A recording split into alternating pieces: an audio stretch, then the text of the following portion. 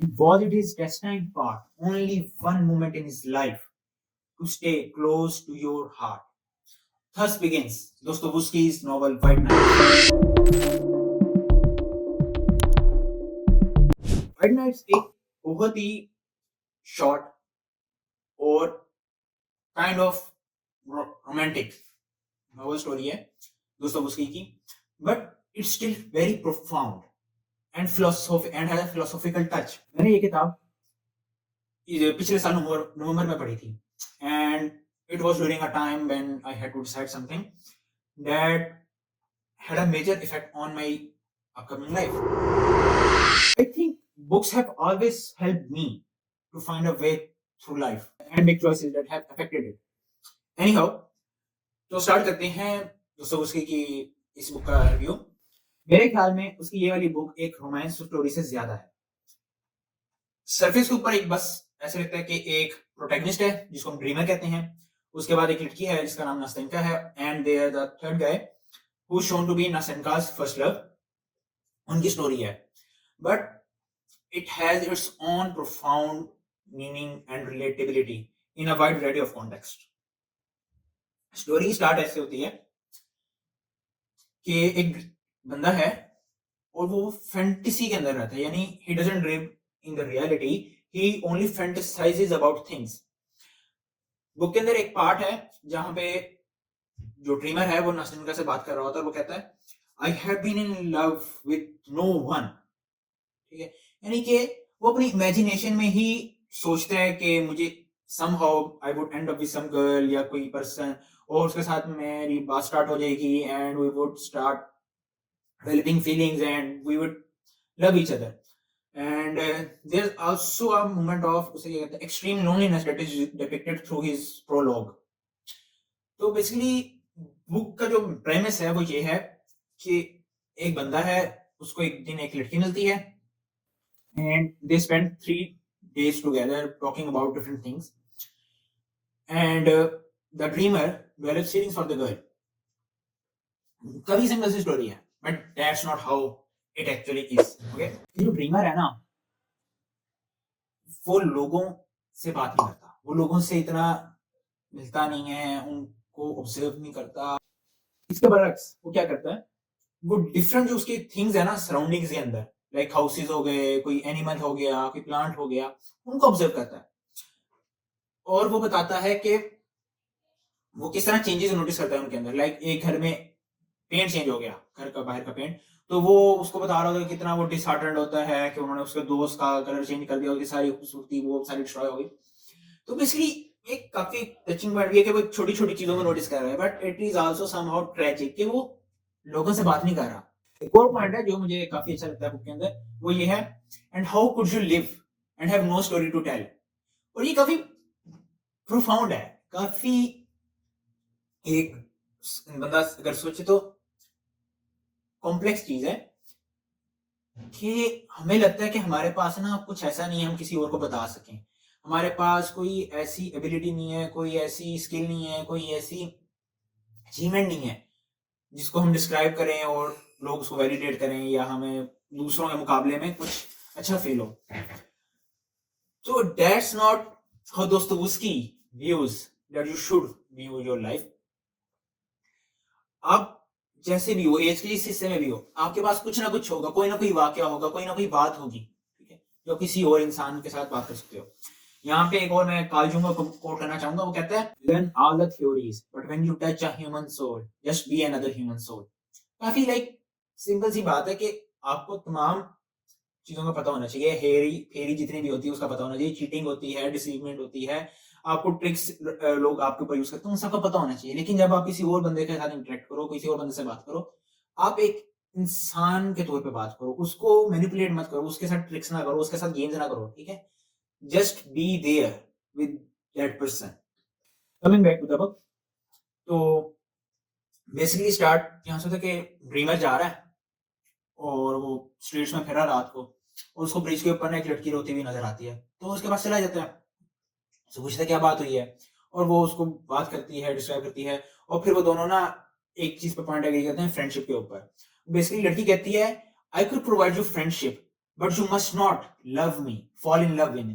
ठीक है, ये काफी उसे कहते हैं मेन पॉइंट इस बुक का, कि लड़की उसको पहले बता रही है कि मैं तुम्हें लव नहीं दे सकती, मोहब्बत नहीं दे सकती, बट अगर तुम्हें फ्रेंडशिप चाहिए, केयर चाहिए, अटेंशन चाहिए, तो वो मैं दे सकती हूँ। और जो बंदा है वो एग्रीड पॉन हो जाता है। बेसिकली उसको क्या चाहिए, उसका कोई सुनने वाला चाहिए। वो अपनी लोनलीनेस में इतना हो गया है, कन्फाइंड हो गया है, कंस्ट्रिक्टेड हो गया है कि उसको बस एक कोई सुनने वाला चाहिए और उसको कोई अटेंशन देने वाला, कोई अंडरस्टैंड करने वाला चाहिए। बेसिकली इस तरह उनका रिलेशनशिप स्टार्ट हो जाता है and then it continues for 3 more days। Nastenka lives with his old grandmother who is blind, और उसे ना काफी टेंशन लगी रहती है कि नासिंका जो सी है कहीं बाहर ना चली जाए, गुम ना हो जाए, कुछ उल्टा सीधा ना कर दे। तो वो क्या करती है, वो उसको कहती है कि तुम अपने चादर का पल्लू ना मेरे हाथ के साथ बांध के रखो। And that's how she is been kept confined to her house for a long time. वो क्या करती है, वो किताबें पढ़ने लग जाती है, वो ड्रीम करती है कोई प्रिंस चार्मिंग आएगा और उसको लाइक इधर से निकाल के चला जाएगा। And then she leaves that all together. और फिर क्या होता है, उनके घर एक किराएदार आता है और वो देखता है कि उसकी दादी उसके साथ अच्छा बिहेव नहीं कर रही। तो वो क्या करता है, उसको मूवीज पे ले जाता है, उसके साथ बाहर जाता है, उसको अटेंशन देता है, केयर देता है। And Nastenka fall in love with that guy. But उस गाय को क्या होता है, कोई काम पड़ता है और वो घर छोड़ के चला जाता है। वो कहता है कि तुम मुझे 1 साल दो, 1 साल बाद आके तुम्हें यहाँ से ना ले जाऊंगा।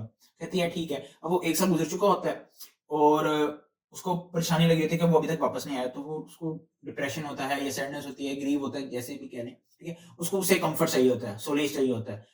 तो उसको मिल जाता है ये ड्रीमर बंदा।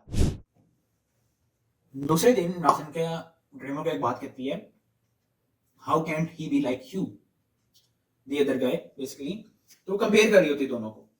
तो कहती है कि बेसिकली उसको क्या पसंद है, उसको अभी भी दूसरा बंदा ही पसंद है, पर क्या चाहती है, ड्रीमर की तरह वो भी उसकी केयर करे, उसको अटेंशन दे।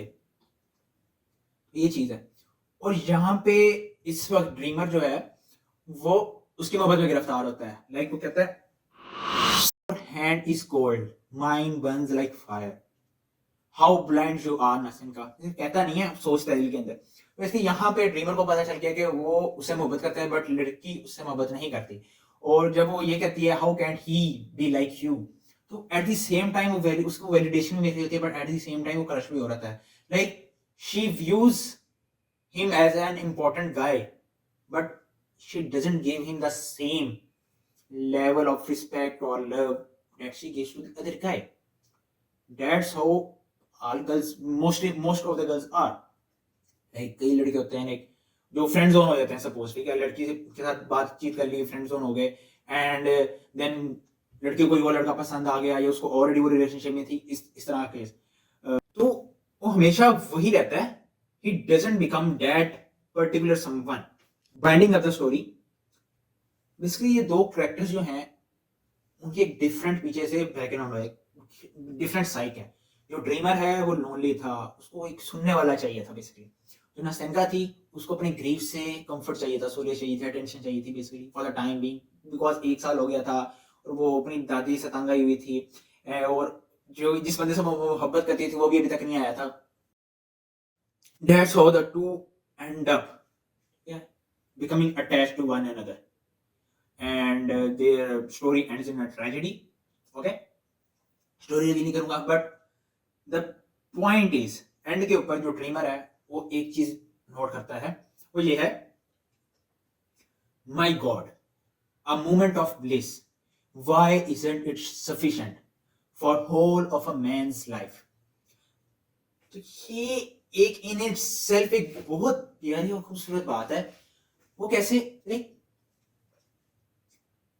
आप ऐसे सोचें को एक बंदा है, उसको आप परेशानी दें, मुश्किलात दें, टेंशन दें, स्ट्रेस दें, उसको बीमारी दें, सब कुछ दें, और एंड के ऊपर उसको एक खुशी सही है दे दें, क्या करेगा?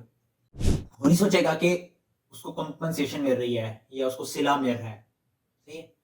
He would just live in it, वो उसी में रहना पसंद करेगा। उसके लिए वो एक खुशी, वो एक लम्हा बहुत है। वो उस एक लम्हे को, कई आप हम लोगों की जिंदगी में ऐसे लम्हात होते हैं, हम उनको बार बार रिप्ले करते हैं अपने माइंड के अंदर। उन लम्हों में ऐसा क्या होता है, उन लम्हों में हमारे पास कोई बंदा केयर देता है, कोई मोहब्बत देता है, कोई हमें फील कराता है, अंडरस्टूड कराता है, या कोई हमें अपने जेन्युइन कनेक्शन प्रोवाइड करता है। बेसिकली ये चीज है। तो ड्रीमर बेसिकली इस बात को नोट कर रहा है कि नास्टैन का क्या, उसने जो टेम्पोरेरी टाइम गुजारा, जो उसने उसको अंडरस्टैंडिंग फील कराई, जो इमोशंस उसको फील कराए, they were enough for his whole life. यहाँ पे एक और चीज भी आई थिंक नोट करने वाली वो ये है कि कभी कभी आपको कोई चीज पसंद आती है, आपको उससे मोहब्बत होती है, या आपको दिल करता है कि वो आपकी जिंदगी में शामिल हो, और वो हमेशा आपकी जिंदगी में शामिल रहे, उसका पार्ट रहे। बट ऐसा नहीं होता। आप अपनी जिंदगी में छोटा सा टाइम उस बंदे के साथ, उस चीज के साथ, या उस जॉब के अंदर, उस डिप्रेशन में, या उसके कह लें आप खुशी के अंदर गुजारते हैं, जैसे भी है कोई भी चीज है, उसका एक शॉर्ट टाइम स्पेंड करते हैं, और वो चीज आप विश करते हैं या आप चाहते हैं कि आपकी जिंदगी में मुसलसल चलते रहे, एंड तक रहे, ठीक है, और आप उसके बारे में फैंटेसाइज भी करते हैं। But that's not how life is, ठीक है। वो चीज आपसे छिन जाती है, या दूर चली जाती है, या किसी और के पास चली जाती है, और फिर आप उस अपने आप को कोसते हैं, या किस्मतों को कोसते हैं, या लोगों को कोसते हैं, या कुछ और लोगों तो वो दे ब्लेम गॉड, ठीक है, they blame it on God. कोई ना कोई तो चीज है ब्लेम करने के लिए। But the wisdom lies in accepting things for what they are. And के ऊपर मैं आपको ना 3 विश दे रहा हूँ, सही। आपने गेस करना है कि इनमें से कौन सा मेरा है, कौन सा मेरे फ्रेंड का है। एक भी ये है कि this guy, this dreamer is just so me. I have been in a relationship with a girl and she was in love with someone else or had a relationship with some other guy, and she only used me when she needed attention, she needed care, and that's how my life has been till now. Okay. Then there's another scenario.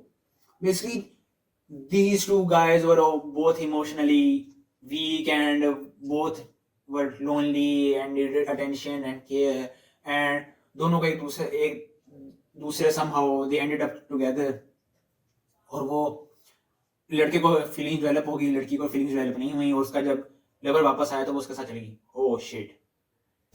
Anyways, तीसरा ये है, life is like a stream of river with many paths. और आप कश्ती में बैठे हुए हैं और आपके हाथ में चप्पू है, आपने चूज करना है आपने किस डायरेक्शन में जाना है। पर आप जो पाथ लेंगे उसका मतलब ये है कि आप मजीद 6 से 7 पाथ्स को छोड़ रहे हैं, उनके एंड के ऊपर जो चीजें हैं उनको छोड़ रहे हैं। But that's what you need to do if you want to progress.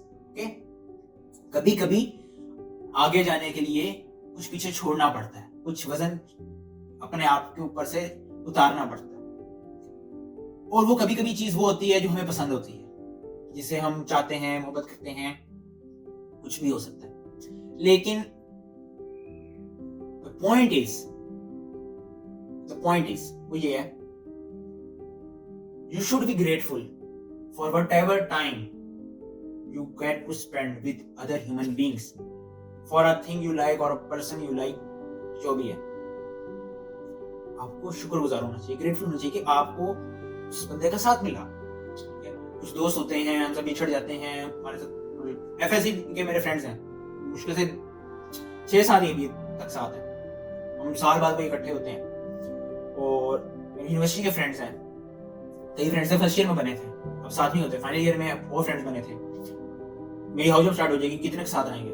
House job के बाद कोई बाहर चला जाएगा, कोई किसी और शहर चला जाएगा, और मैं शायद पता नहीं कहीं और हूँ, ठीक है, कितने के साथ रहते हैं। लेकिन ये चीज इंपॉर्टेंट नहीं है। जब हम इस एस्पेक्ट को देखेंगे ना, हम नेगेटिवली सोच रहे हैं, ठीक है, वो सोचना गलत या सही नहीं है, जो ऐसा भी है वो सोच आती है, सबको आती है। But the important thing is that we cherish the moments that we get to spend with others, because you don't realize the importance of a moment until it becomes a memory. That's what I like about photos, because they are proof that for once everything was alright. Thank you.